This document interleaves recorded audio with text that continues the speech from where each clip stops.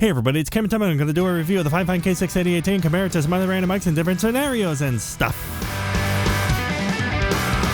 When it comes to making just about any video, unless you're one of those silent film purists, audio is the thing that can make or break your content, and it's a secondary consideration for most people, as well as being one of the easiest parts to get wrong. Now this doesn't really get into the actual mic review and comparisons, but it sounded inspirational, so I kept it in. Now I stream on Twitch and YouTube. Follow me on there's the lower third, just right on cue. And if you look at the links in the description, you'll find all that stuff. And then there's this guy who wants to tell you a message that you can just completely ignore. And with that, let's transition to the unboxing.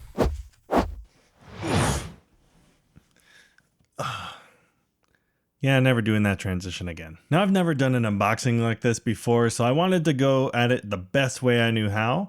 So here we have a box.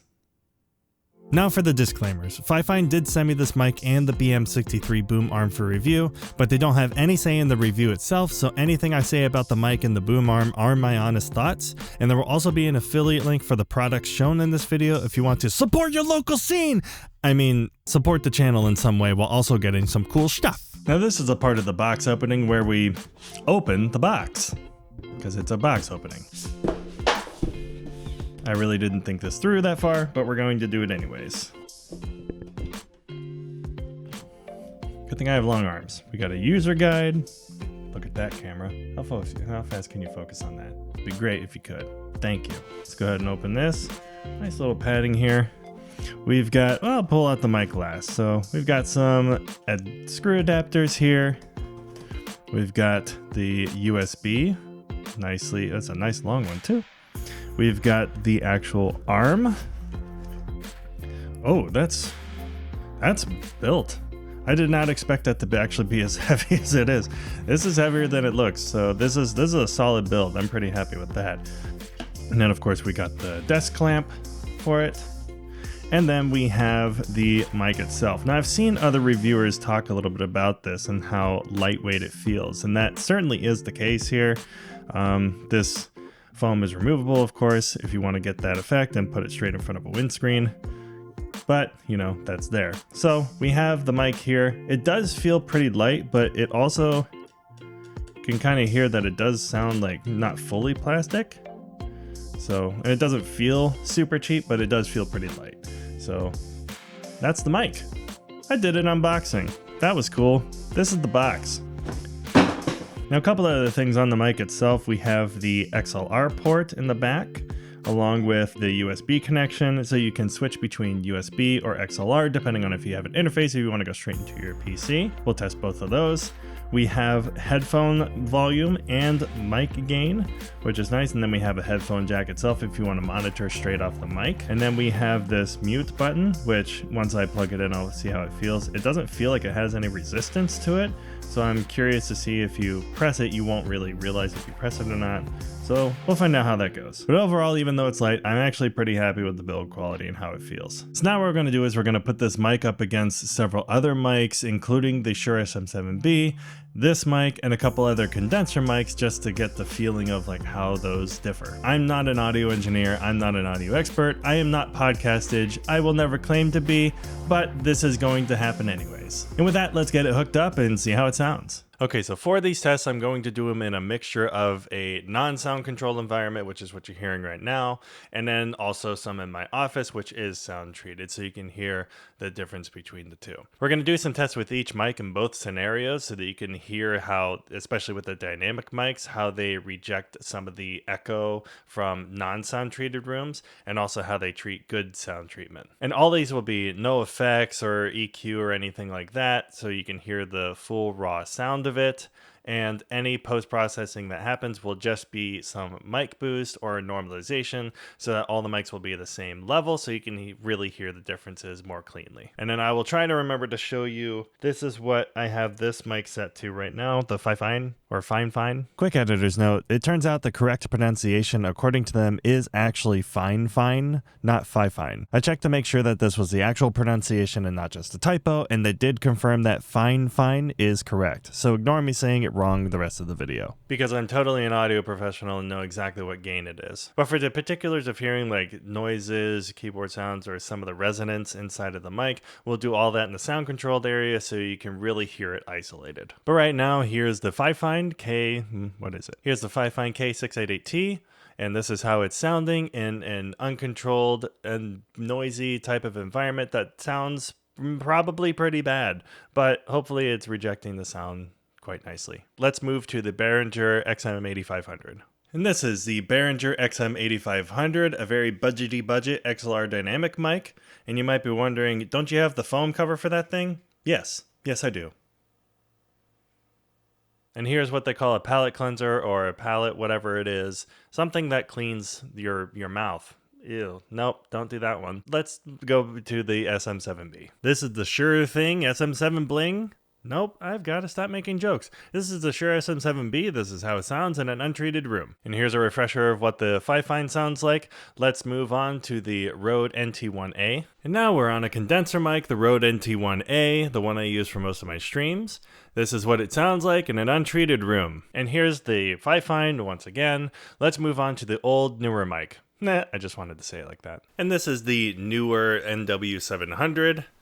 I just had it, so might as well compare it. It's another condenser mic. And those are the non-treated room examples. Now here in the office for a highly coordinated pattern interrupt, before we get to the other comparisons, I did just want to take a second to mention the boom arm real quick, because the heavier duty nature of the arm definitely helped with the heavier mics, of course, but a feature I somewhat glazed over at the beginning during the unboxing was the fact that it comes with these mic straps and an easy path for a cable run, which is a nice added benefit I wasn't expecting. I'll mention more at the end. Now for the rest of these comparisons, I could have grabbed a cloud lifter, but I have a Clark Technics CT1, which is still 25 decibels of clean gain, so it's fine.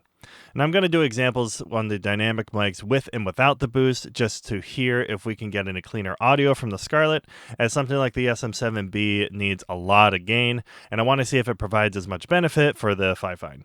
And then we'll compare the XLR versus USB on the Fifine as well. And then this is the difference with the CT1 on the Fifine. This is how it sounds with 25 decibels of clean gain. Now let's listen to the Behringer XM8500. And this is the Behringer XM8500 dynamic microphone, often known as the king of budget dynamic mics. This is how it sounds in a treated room. This is the XM8500 with the Clark Technics CT1, adding 25 decibels of clean gain.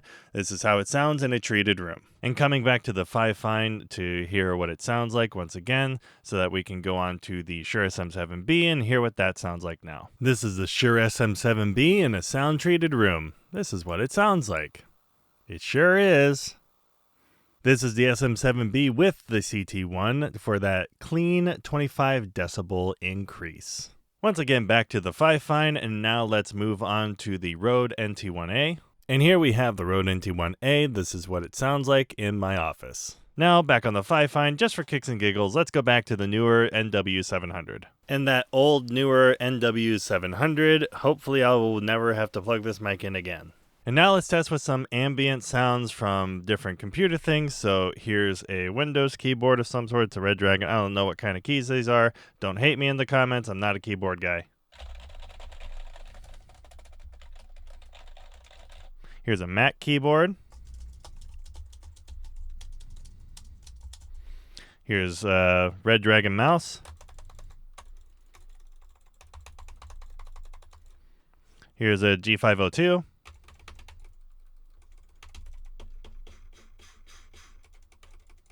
And here's me playing Rocket League. Alright, now let's just do some distance checks. I'm not going to go super far back because I can't. But yeah, here's what it sounds like when I'm right up on the mic. Here's what it sounds like when I'm 3 fingers away. I don't know if my fingers are inches, but yeah, that's what it sounds like from this distance. Here's what it sounds like being a foot away from the microphone. I don't know if I'm still in frame, but this is what it sounds like being 2 feet away.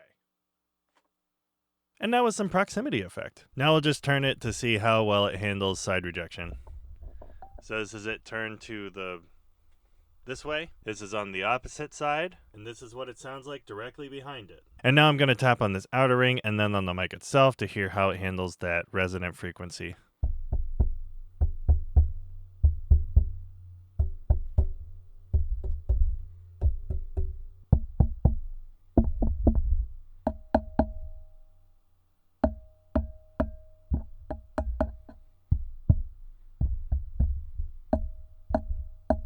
And then we'll tap on the pull.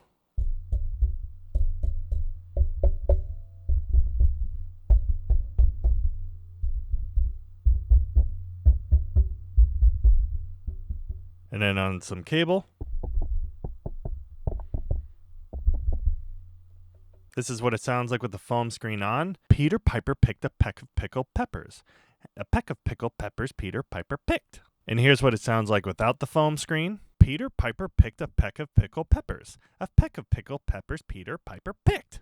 Now let's go ahead and switch this to USB, so now you can hear what it sounds like right now, so you can get a fresh idea. And now this is the Fifine purely on USB-C going straight into the computer. Now this is a good time to talk about the couple dials back here. So we do have the headphone jack along with the actual gain knob and headphone knob, as well as the mute that will mute the that will mute me when I press it. Now, when I do press it, you can tell that it doesn't really feel like you're pressing a button, so it's easy to miss when you actually press it. There is a light indicator on it, but at the same time, it might be one of those things you probably won't even look at, especially if the mic is facing towards you. It's not something you can really visibly see. And then the gain being on the bottom can be kind of tedious to reach around and grab and mess with it, try to turn around.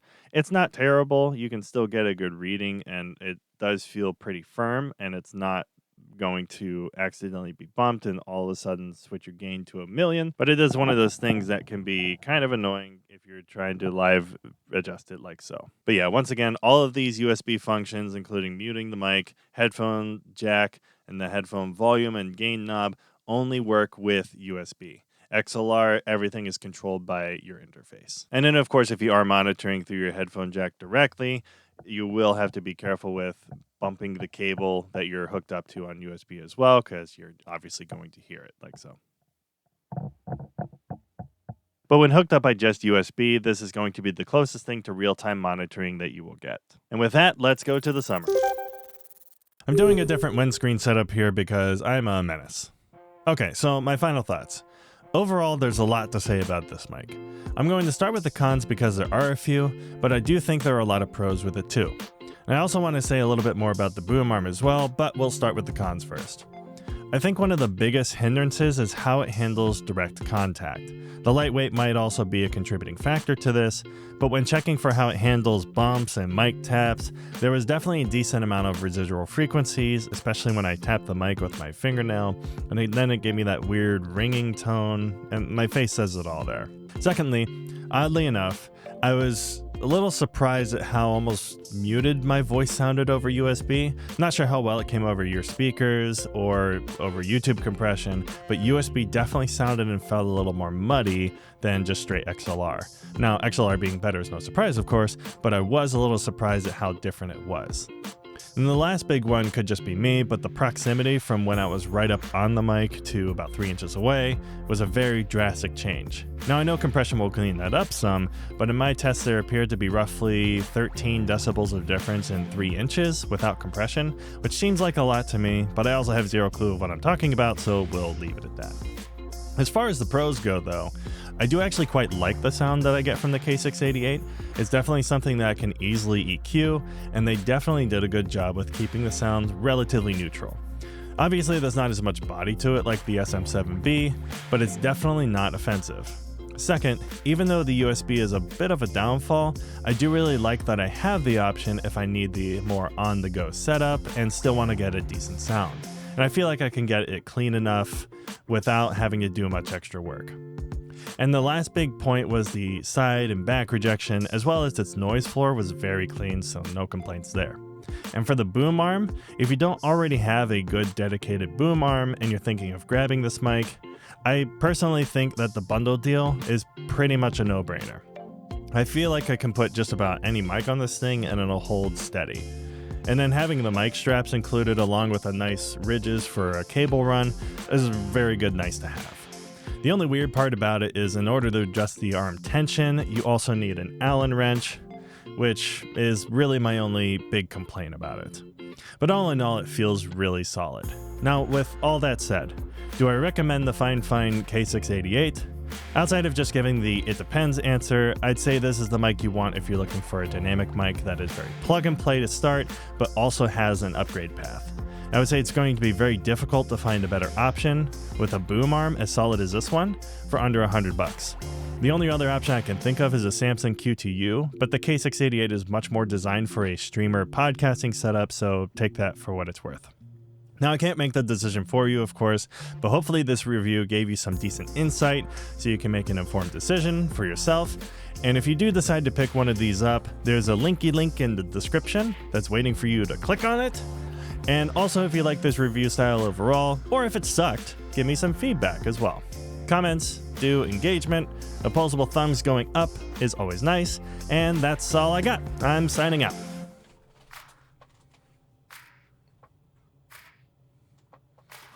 I bet you expected a joke here. Fine, I will.